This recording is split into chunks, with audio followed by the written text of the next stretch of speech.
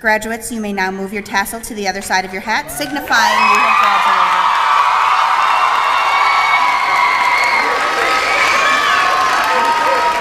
guulaha waxbarashada oo ay gaarayaan jaaliyadda Soomaalida ee gobolka Minnesota ayaa maalinta ka dambaysa soo kordhaysa. Tanna waa maalin kale oo farxad leh. Iskuulka lagu magacaabo Step Academy oo ay maamulaan aqoon-yahano Soomaaliyeed oo maanta lahaa xafladda qalinjabinta fasalka 12aad ee dugsiga sare ayaa halkaasi loogu bishaareeyay Maxamed Axmed iyo Latifa Saciid inay ku guuleysteen inay waxbarashadooda ka sii wataan jaamacadda Harvard University oo ah jaamacadda ugu magaca weyn adduunka. The first time that Step Academy students are going to Harvard University.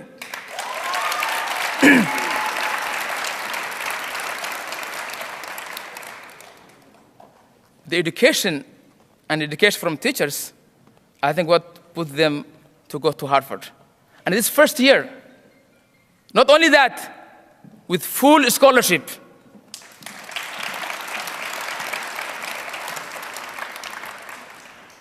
Third, the scholars who are sitting in front of us today are all of them accepted to a university and a college of their choice.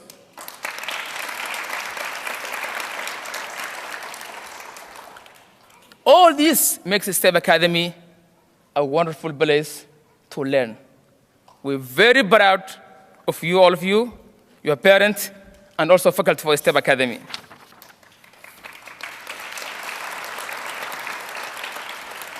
kaasi waxa uu ahaa Mustafa Ibrahim maamulaha iskuulka oo la hadlayay waalidiinta iyo macallimiintii farxadda qalinjabinta kala soo qayb gashay ubadkooda.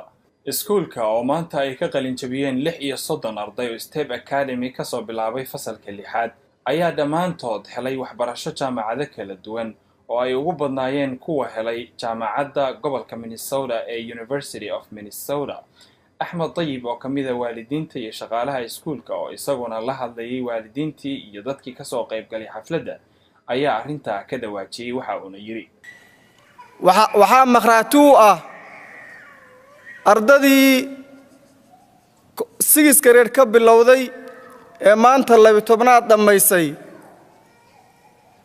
qof aan jaamacad aadaynin kuma jiro qof aan intaasoo jaamacadood laga aqbalin kuma jiro hal jaamacad ma qof walba tiro jaamacada laga aqbalay markii la arkay waxbarashadiisa iyo hankiisa iyo sidoo diyaar u yahay intaas oo jaamacadood baa laga aqbalay markaasuu arday walba kala doortay tee ii dhow tee majorkayga iyo goolka aan leeyahay ii xaqiijin karta way kala doorteen ardadeenu iskuulka Step Academy maalintii la bilaabay 7 sano ka hor riyadii uu ku riyoonayay maanta way xaqiiqowday riyadu ku riyoonayay ee ahayd in ardadu ay qalin jabiso high school markay ka qalin jabinayaan ay 2 sano oo jaamacada haystaan maanta horteenay taagan yihiin arintaasi waa xaqiiqo weey ardayda u socota Harvard University waxa kamida Latifa Saciid iyadoo sheegtay inay aad ugu faraxsan tahay inay ka soo gudubtay 4 sano ee dugsiga sare albaabkaasna ay soo xidhay ayay ku dartay in haddana ay diyaar u tahay inay waajahayso baal cusub oo nolosheeda kamida maanta aad iyo aad u faraxsan yahay waa soo qalin jabiye iskuulka Step Academy ka soo qalin jabiye 4 sano way ii dhamaatay albaabkaas soo xirtay and now I'm going on to a new chapter in my life. Latifa ayaa jaamacadaasi ka baran doontaa sida ay sheegtay cilmiga sharciga ama garyaqaannimo. Waxaan baranayaa lawyer-nimo. Waxaan rabaa inaan dadka Soomaalida caawiyo oo abukaato u noqdo. Maxamed Axmed waa ardayga kale ee isaguna ku guuleystay jaamacadda Harvard University.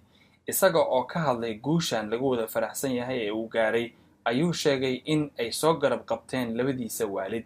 yaase ku weheliyay ayaa dabcan la isweydiin karaa mahad celinayaa Step Academy my mom my dad community dan oo support galeen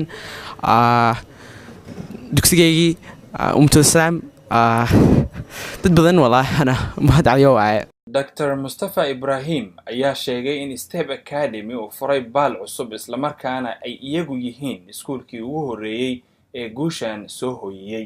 markii ugu horeysay ee school charter school ah oo Soomaalidu ay maamusho oo gobolka Minnesota ka jira ay ardaydiisu aadayaan ama laga aqbalay jaamacadda la yiraahdo Harvard University oo ku taala gobolka Massachusetts ku taala in laga aqbalay. sanadan waxaa sharaf noo ah haddaan ay maamulka iskuulka inaan sheegno in Maxamed Axmed iyo Latifa Saciid labaduba laga aqbalay jaamacadda la yiraahdo Harvard University walitaba ay yihiin full scholarship. maxay ku gaareen guushan iyo farxadan ay soo hooyiyeen? su'aashaas ayaana u bandhigay maamulaha iskuulka iyo Maxamed Axmed waxa ay ku jawaabeen sida tan. guushaas waxaa noo suurageliyey waxbarashadii ay ka heleen Step Academy. ardayda maanta qalinjabinaysa waa ardaydii fasalka 6aad ka bilowday Step Academy ka bilowday 2011-2012.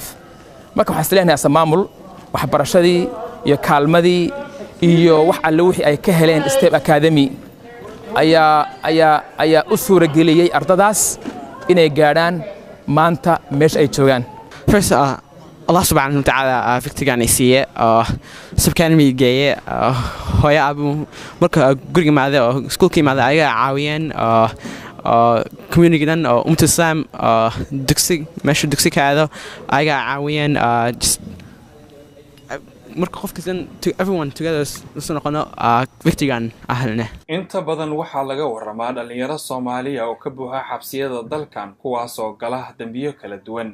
si kastaba arrintani waxay ka bixinaysaa da'yarta Soomaaliyeed tusaale ka duwan oo ah inay jiraan qaar badan oo leh mustaqbal ifaya jiilalka soo socdana u noqon kara tusaale ay ku hirtaan. Maxamuud Duleeden, Somali TV, dalka Mareykanka.